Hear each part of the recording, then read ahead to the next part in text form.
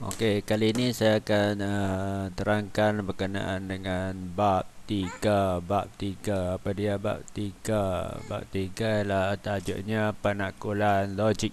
Penaklukan logik. Apa yang ada dalam bab penaklukan logik ni ada dua benda yang utama, iaitu yang pertama penyataan, dan yang kedua apa dia? Hujah. Hujah. Yang kedua kita ada hujah.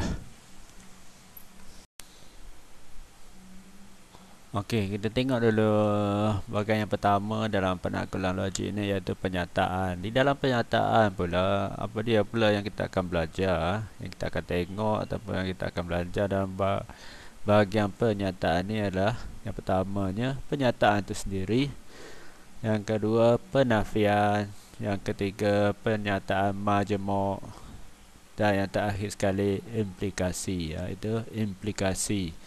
Ini benda-benda yang kita akan belajar dalam bahagian penyataan. Okey, penyataan. Apa dia penyataan? Penyataan secara umum ataupun definisi dia, penyataan ni apanya?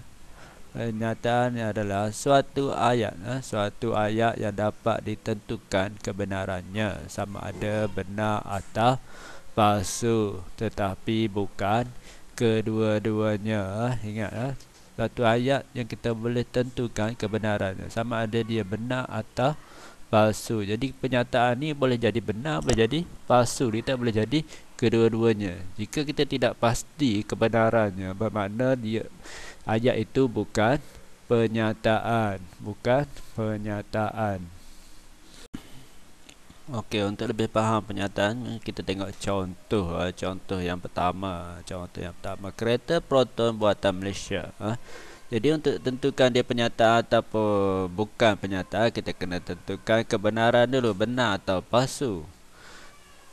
Ini benar, jadi ini merupakan penyataan. Contoh yang kedua, kereta Honda buatan China. Okey, kebenarannya adalah palsu, bermakna ini juga penyataan. Okey, tengok pula contoh yang ketiga, kereta terbang buatan Malaysia.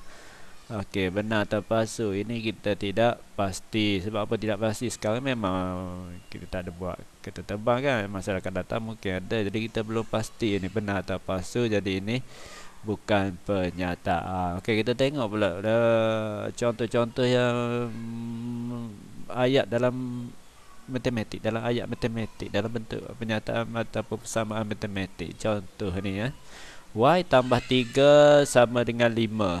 Okey, benar atau palsu ataupun tidak pasti.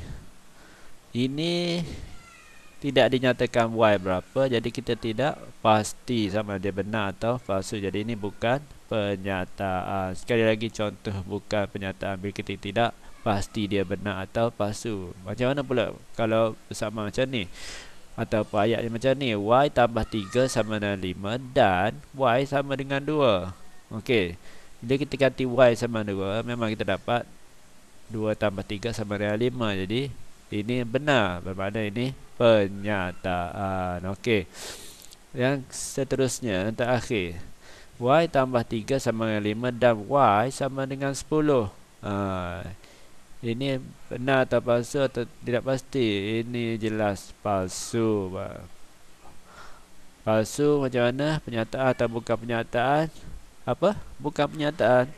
Palsu masih penyataan. Ingat, penyataan tidak semestinya sentiasa benar. Penyataan menjadi palsu ataupun benar. Dia tidak boleh jadi kedua-dua sekali ataupun tidak pasti. Kalau tidak pasti, itu bukan penyataan. Senang saja.